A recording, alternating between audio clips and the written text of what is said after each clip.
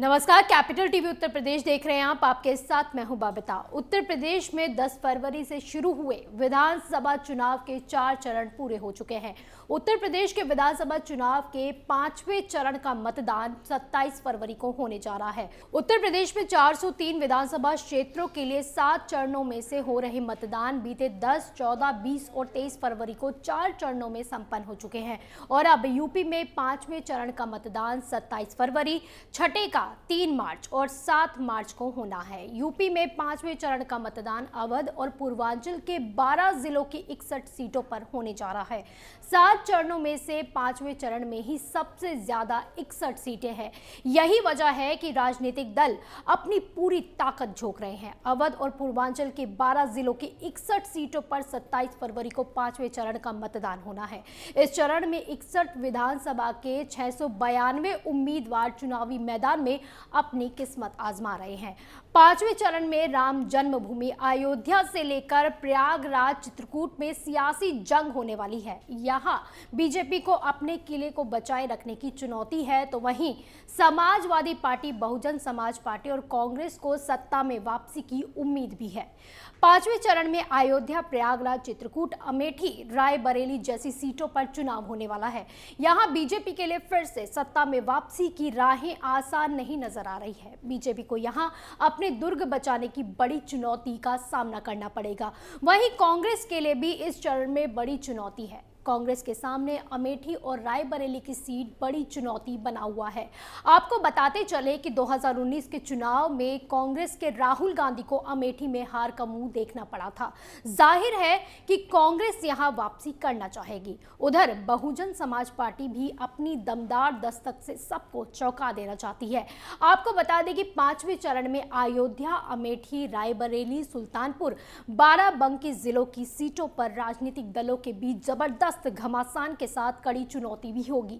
ये सभी अवध के जिले हैं। पूर्वांचल के तहत आने वाले बहराइच, गोंडा और श्रीवास्तवी जैसे अहम जिले की सीटें हैं। इसके अलावा प्रतापगढ़, प्रयागराज, कौशाम्बी जिलों की सीटों के साथ साथ बुंदेलखंड के चित्रकूट जिले की भी 2 सीटें शामिल है, जहां मुकाबला कड़ा रहने वाला है। 5वें चरण की जिन 61 विधानसभा सीटों पर चुनाव हो रहे हैं, उनमें 90% सीटों पर बीजेपी और अपना दल गठबंधन का कब्जा है।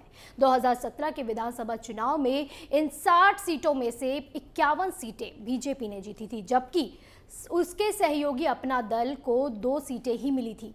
वहीं सपा के खाते में महज 5 सीटें ही आई थी। इसके अलावा कांग्रेस को 1 सीट पर जीत मिली थी और 2 सीटों पर निर्दलीय ने जीता था।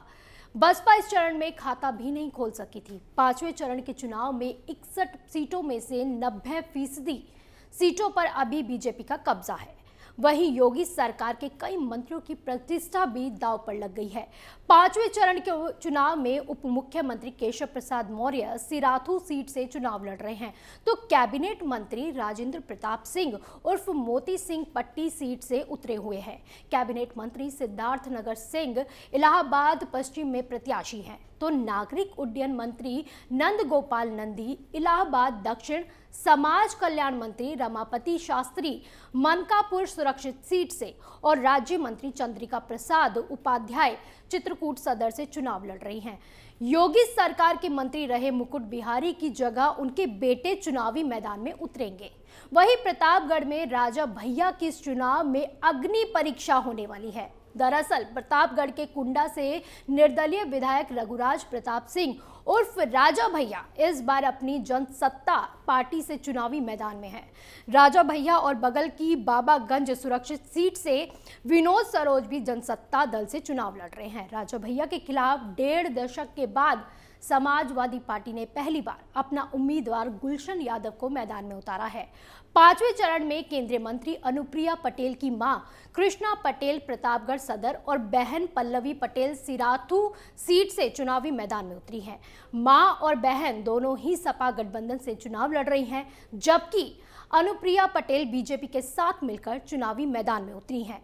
अयोध्या सीट पर सपा के दिग्गज नेता तेज नारायण पांडे उर्फ पवन पांडे की किस्मत दांव पर लगी हुई है। तो रामपुर खास सीट पर कांग्रेस से आराधना मिश्रा है, जो प्रमोद तिवारी की बेटी हैं और 2 बार से विधायक रही हैं। तो देखा आपने, चुनाव के चलते कई पार्टियों की तकदीरें दांव पर लग गई हैं और वहीं सभी पार्टियां पुरजोर कोशिशें कर रही हैं कि वो किसी भी तरह सत्ता में वापसी कर सके।